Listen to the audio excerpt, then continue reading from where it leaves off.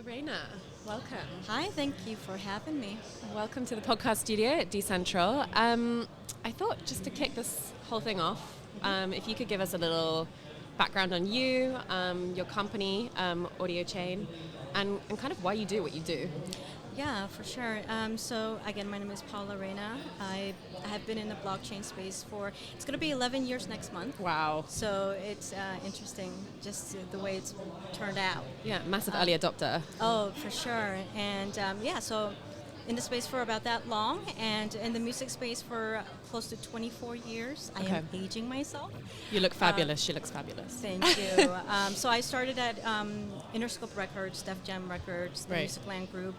And when it comes to the tech, I started 13 years ago in tech and 11 years ago almost in the blockchain space. And when it comes to Audiochain, I mean, it's been in development since 2016, 2017, and it's pretty much in a nutshell, it's a music sync licensing platform for businesses and creators to interact together for transacting sync licensing clearance, pretty much. So kind of cutting out the middleman and go direct to the creator. And aside from that, we're also doing sample clearance. So if artist wants to sample another artist's music, we are going to be able to clear that sample as well. And then the main part also is music rights management. So we created the first music rights NFT in the hopes to make sure that the sync licensing part, the music licensing part, is cleared faster with the music rights on the blockchain. Okay, loads to unpack there. That's a lot. But I wanted to start first off by talking about what is the main goal of the creator economy for you? To be sovereign. Okay. That's like one of the main goals, to be sovereign, to make sure that they have all the auditing for all of the royalties they're collecting, where the transactions come from, where they go, pretty much complete transparency. And that's something that in the traditional legacy system of the music industry, it's not done correctly. And usually it's not mainly just because of the record label, but also because a lot of the times when they onboard new artists, these artists are still babies. They're 18, 19, 20 years old. So. Actually, just to take a sidestep on that, perhaps you could talk a little bit about what the problems have been in the music industry and the evolution of what's happening and how you guys are changing that, like, as a result of what has been happening in the past. So, in the past, I mean, they were pretty much a monopoly. I mean, whether you wanted to create an album and release it, either way, if you really wanted to go to the bigger plateau of things, you would have to get signed by a record label. Right. And that was just pretty much the traditional way. You'd have to get a record deal, you would have to get the publishing together, and you would have to get advances, recoup those advances, and pay them back. That's pretty much the traditional system.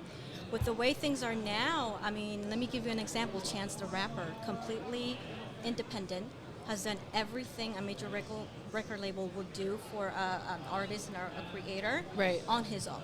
Okay, amazing. And he does have his team and what have you, but he's still he's not signed, nothing like that. So this is the new creator economy, doing it your own with your own team.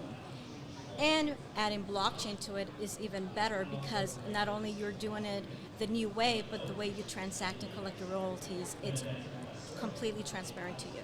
Okay, so I feel like, going back again, record labels, they held the reins originally over everything. Correct. And then there were platforms like Spotify that came in. Can you talk a little bit about what you guys are doing and where Spotify is at and what needs to change in that industry? So, there's been a lot of talk about how Spotify, came to be, right? They were clashing with the record labels because of the rights of the music, and with what we're doing, it's different. So our music streaming and NFT platform section of what we're doing, the way that is different is with Spotify and Apple Music. I, as an artist, would have to go to a distributor. The distributor then will distribute it to all of the aggregators. Right. And then they will get a cut, and Spotify will get a cut, and then I would be left with a minimal portion of that. Okay, it's crazy. So you see how there's so many levels to it, and then that's when your profit gets diluted. Right. Also, I as an artist, I can't not upload my music directly to these platforms. I have to go to these distributors. Okay, got it. So with Audiochain, we are creating the tools, the software, the tools, as a platform for a service for these creators, for these artists, to do it themselves within our platform. So for example, if I wanted to release an album, and I wanted to have it, done through an NFT, and I wanted for it to be downloadable or streamed, then you can do that on our platform, stream it. We have that technology to stream it, and then you will pretty much set your own price, your own term, everything. You don't have to go to a distributor, and you're able to upload it direct to our platform. There's no middleman. It's direct to consumer from creator to the fan. Okay, so essentially what you're also doing is creating a different kind of relationship between you as the creator and your fans. It's so much more intimate. It is, because you're going direct to them. Okay. So any revenue, any royalties that are allocated from those sales go directly from the fan to the owner of that song. Yeah. As opposed to going to the record labels, to the aggregators, and to the distributors as well. And I guess it gives fans the ability to promote their music by sort of like offering them a stake in the endeavor as well. Exactly. Right? Exactly. So there are many protocols that you can, add rewards and incentives to those tokens that you're selling as NFTs with the album, with the single, with the EP that you're releasing as well. How do you think Web3, and we have to use that term now, how do you think Web3 is going to upgrade this creator economy? Are we looking for a problem to solve, or do we think Web3 is going to transform this industry, or this is kind of like separated from it? I think it's definitely going to transform it. So one of the main things that the blockchain is pretty much fixing in this industry is the royalty collection. Right. So right now you have to go through another organization to collect your royalties, BMI, CSAC, and ASCAP, and the likes. That takes about 3 months to collect your royalty, like 3 months or more. Right. If you don't add your metadata correctly, then you don't see it at all. Okay. With a blockchain, it's immediate.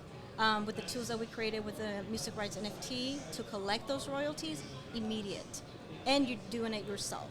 But on the other hand, it's going to take a lot of education and onboarding these artists. And that's one of the things that we're doing at Audiochain. We're going to be, I believe is March. Okay. In March, we're going to be starting to have workshops, free workshops for all our users. Oh, amazing. So we're going to do New York, Miami, San Francisco, and Los Angeles. Okay. So it's going to be all free for the music creators, songwriters, DJs, composers, and we're going to be onboarding them as well. So we want to make sure that they understand not only the music business, but the new way to do the music business as well. Right. I was going to ask you, actually, what are the challenges you've experienced and the challenges that you foresee happening?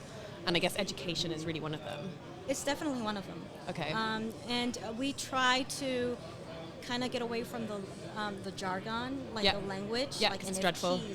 hashes, and nodes, because a lot of people are still brand new to it. Yeah. Some are catching up, but we have to make sure that I feel like Audiochain has that responsibility to onboard them correctly, and that's what we're gonna start to do in March. Okay, amazing. And is there anyone else that does what you do? Like, do you feel like you are solving a problem because you foresee the problem, and but are you seeing any competitors come up and try and tackle this as well? Not the way we do it. For example, there's Royal. Okay. So Royal is doing music rights NFTs or music rights, but the way they're doing them is through investing. Right. So you can invest in the song and you have a stake in the song, as you already know. Okay. Our token can do that as well, but we're not promoting that right now. And the same thing I told you guys in the last meeting we had, we want to wait because of all the regulations that are creeping up. Yeah. And we want to make sure that we do it correctly. Okay. So that's one of the reasons. And Opus is another company as well that is doing something similar, but not specifically the way that we're doing it as well. And they're doing kind of the same, similar to what Royal is doing. us, we're doing music rights to be able to clear music licensing faster and royalty collections faster. Okay, and in 5 years' time, where would you hope this industry to be at? And then realistically, where do you think it will be at? I think it would still be, I want to say, only about 65% onboarded. Okay. Because right now, everyone who understands NFTs, right, are pretty much blockchain enthusiasts. Right. And then you have a really small increment of actual music creators that are in it. Yeah. We're talking about globally.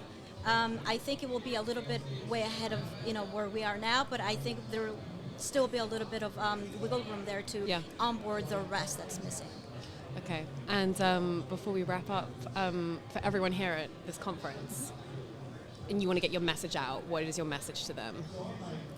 I believe that creators need to make sure that they own their own masters, their own music, and you can do this with Audiochain and blockchain. There have been too many lawsuits in the past where artists didn't get their fair share, and that's why we are here to make sure that they have that control of their creation. That is your creation. That doesn't mean that we want to kick out the record labels or the regular publishers, but work together and to be fair at the end of the day. Yeah, I think that is a good message, being fair. In hopes. And where can we find you? So for Audiochain, you can go to www.audiochain.io as well. Okay. And you can email us at hello@audiochain.io. Okay. And for me, you can find me anywhere on socials with It's Paula Reina. Okay, perfect. Paula, this has been a pleasure as always. Thank you so much.